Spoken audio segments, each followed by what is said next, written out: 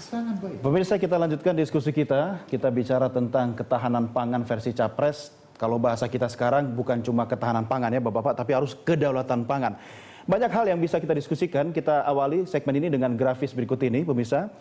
Kita lihat apa yang menjadi pilar kedaulatan pangan kita, yaitu hak atas pangan. Kemudian reforma agraria, data dari BPS menunjukkan bahwa 49,5% petani di Jawa tidak berlahan. Sementara yang di luar Jawa itu sebanyak 18,7%, sementara 0,2% penduduk menguasai 56% tanah. Luar biasa ya, pengusaha tanah. Kemudian akses terhadap sumber daya produktif, yaitu akses petani sangat kecil terhadap sumber daya air, genetik, dan sumber daya alam. Pengamat pertanian atau guru besar dari IPB, Dwi Andrea Santosa mengatakan bahwa 50% jaringan irigasi strategis nasional di Jawa ini rusak. Ini berarti dalam 30 tahun terakhir tidak ada perhatian pemerintah soal irigasi. Berikutnya, yang keempat, produksi pertanian agroekologi yang berpusat di komunitas dan keluarga. Yang kelima, perlindungan petani dari perdagangan pangan internasional yang tidak adil. Dan keenam, demokrasi petani kecil punya hak untuk menetapkan kebijakan pertanian pada semua level. Oke, kita lanjutkan Bapak sekalian.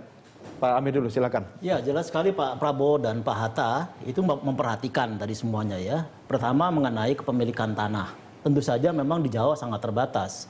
Jadi kalau kita lihat sekarang juga banyak lahan-lahan yang sebetulnya bisa didistribusikan kepada rakyat. Itu salah satu program Pak Prabowo juga.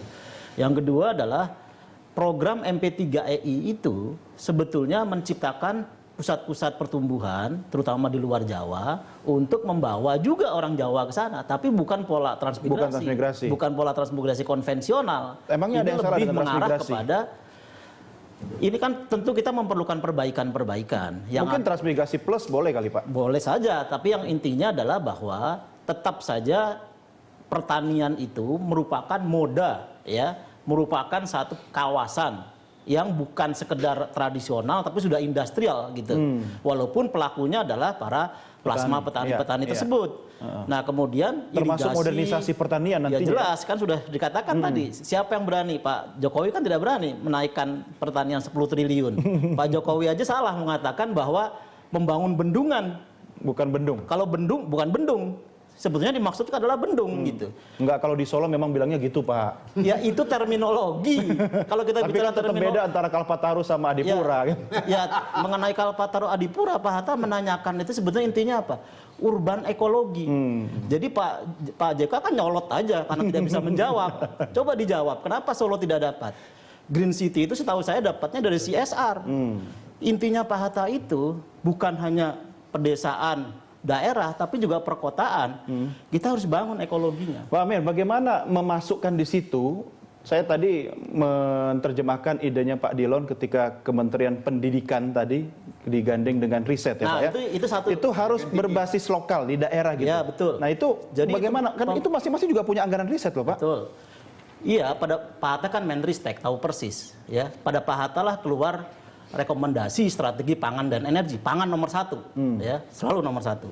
Nah, kemudian penelitian dilakukan memang berbasis lokal, perguruan tinggi dan lembaga-lembaga riset. Di Medan itu kalau sawit luar biasa dan Pak Hatta memberikan perhatian yang luar biasa sehingga sekarang ada Seimangke. Jadi dalam melihat ketahanan kedaulatan pangan tidak hanya dilihat pangan untuk makan saja, tapi juga bisa menjadi energi, renewable energy. Itulah yang dibangun di Seimangke. Sampai kepada rakyat-rakyat kecil, membangun 2 juta hektar kan, menambah 2 juta hektar lahan untuk renewable energy, yang punya 2 fungsi tadi, pangan dan juga energi. Kemudian yang ketiga, infrastruktur. Tadi kalau dikatakan irigasi memang kurang, program Pak Prabowo mengatakan irigasi adalah utama.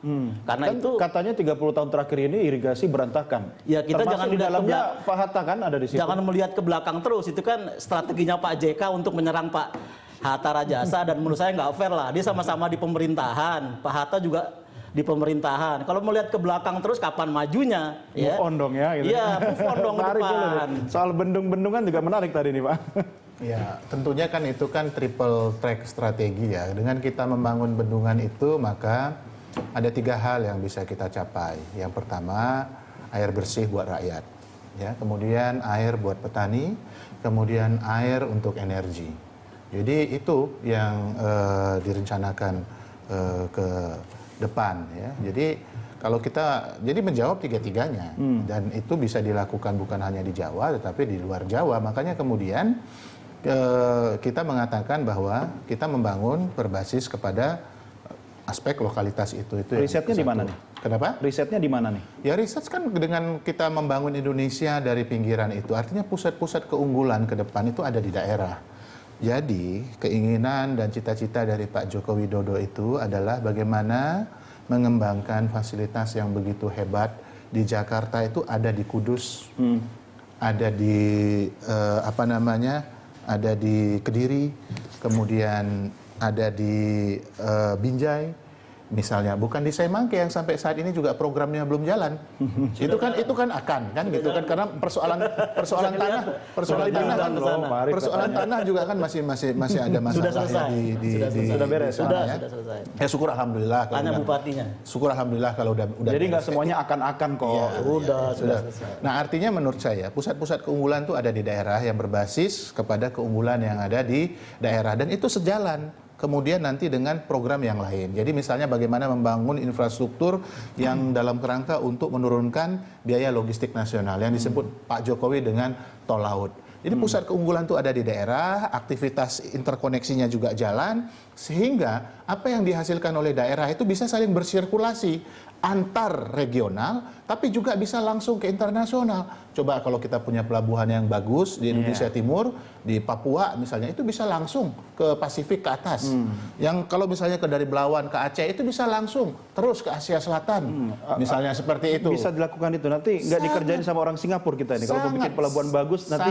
Sangat bisa kalau menurut saya. Yang penting itu kan kemampuan implementasi, dan yang lebih penting lagi adalah apa yang diingatkan oleh Pak Jokowi itu adalah bahwa seluruh yang kita kerjakan itu memang benar untuk kepentingan nasional, bukan untuk kepentingan tertentu. Itu Maksudnya yang tertentu itu siapa? Jangan dijawab nanti aja. Saya akan berikan kesempatan segmen berikutnya Pak Dilon ya untuk mengulas lebih lengkap. Kita break dulu pemirsa. Kita akan lanjutkan diskusi kita sesaat lagi. Tetap bersama kami.